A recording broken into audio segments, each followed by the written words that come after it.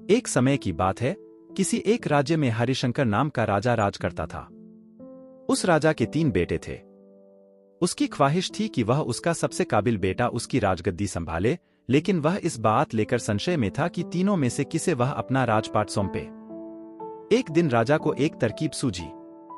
उसने उसी समय अपने तीनों बेटों को बुलाया और कहा, ओ बेटे, आज मैं तुम सबसे एक सवाल पूछता हूं। अगर तुम लोगों के सामने एक गुनहगार खड़ा हो तो तुम उसके साथ क्या करोगे? इस पर राजा के पहले बेटे ने कहा, उस अपराधी को सजाए मौत दी जानी चाहिए। वहीं दूसरे बेटे ने कहा, गुनहगार को काल कोठरी में बांध देना चाहिए। जबकि तीसरे बेटे ने कहा, पिताजी, हमें उसे सजा देने से पहले इस बात की जांच करनी चाहिए कि उसने सही में अपराध किया है या नहीं। इस पर राजा के तीसरे बेटे ने सभी को एक कहानी सुनाई। एक राजा था जिसके पास एक बुद्धिमान तोता था। एक बार उस तोता ने महाराज से कहा, मुझे अपने माता और पिताजी के पास जाना है। राजा ने उसकी बात नहीं मानी, लेकिन तोता ने हार नहीं मानी। वह लगातार महाराज से जिद करने लगा कि मुझे माता पिता के पास जाने दे। अंत में राजा ने तोता की बात मान ली और कहा, ठीक है, तुम अपने माता पिता से मिलकर आओ, लेकिन वहां ज्यादा दिन नहीं रुकना। राजा ने तोता को केवल 5 दिन की अनुमति दी और कहा, तुम 5 दिन में अपने परिवार वालों से मिलकर लौट आना। इसके बाद तोता 5 दिन के लिए अपने माता पिता के पास चला गया। छठे दिन जब वह राजा के पास लौट रहा था तो उसने सोचा कि क्यों न वह महाराज के लिए कुछ उपहार ले लिया जाए। फिर वह पर्वत की ओर निकल पड़ा। दरअसल वह महाराज के लिए अमृत फल लेना चाहता था।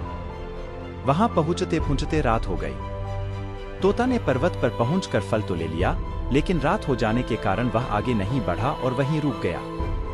उस रात जब तोता सो रहा था तभी एक सांप वहां आया और उसने राजा के लिए गए अमृत फल को खाने लगा। सांप ने फल को खाया, इस कारण उस फल में जहर फैल गया था। हालांकि तोते को इस बात की भनक तक नहीं थी। अगली सुबह जब वह जगा तो फल लेकर महल की ओर चल पड़ा। जब वह महल पहुंचा तो खुशी खुशी सीधे राजा के पास गया और कहा, महाराज, मैं आपके लिए यह अमृत फल लेकर आया हूं। आप इसे खाएंगे तो सदा के लिए अमर हो जाएंगे। यह सुनकर राजा काफी प्रसन्न हुए। उन्होंने तुरंत उस अमृत फल को खाने के लिए मांगा। इस पर एक मंत्री ने कहा, जरा रुकिए महाराज, आप इस फल को बिना जांच किए कैसे खा सकते हैं? एक बार यह देख तो लीजिए कि तोता द्वारा लाया गया यह अमृत फल सही है या नहीं। राजा उस मंत्री की बात से सहमत हुआ और कहा कि तुरंत इस फल को एक कुत्ते को खिलाया जाए। राजा का आदेश पाकर सैनिक ने फल का एक टुकड़ा कुत्ते को खिलाया। फल खाते ही कुत्ते की मौत हो गई। यह देख राजा गुस्से से आग बबूला हो गया। उसने क्रोध में आकर तलवार से तोता के सिर को काट दिया, साथ ही फल को फेंकवा दिया। कुछ साल बाद ठीक उसी स्थान पर एक पौधा निकल आया। यह देख राजा को लगा कि यह उसी जहरीले फल का पौधा है।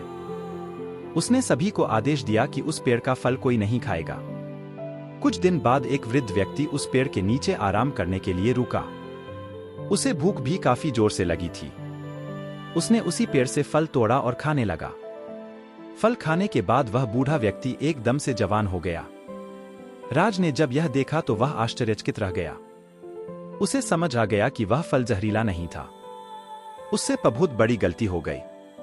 उसने बिना सच्चाई जाने तोता को मार दिया। इसे लेकर उसे काफी पछतावा भी हुआ। इसके लिए वह मन ही मन खुद को कोसने लगा। इधर तीसरे राजकुमार की कहानी खत्म होने के बाद राजा हरिशंकर ने उसे ही अपना उत्तराधिकारी नियुक्त किया। इसके बाद राज्य में जश्न मनाया गया। कहानी से सीख, इस कहानी से हमें यह सीख मिलती है कि हमें कभी भी बिना जांच किए किसी को सजा नहीं देनी चाहिए।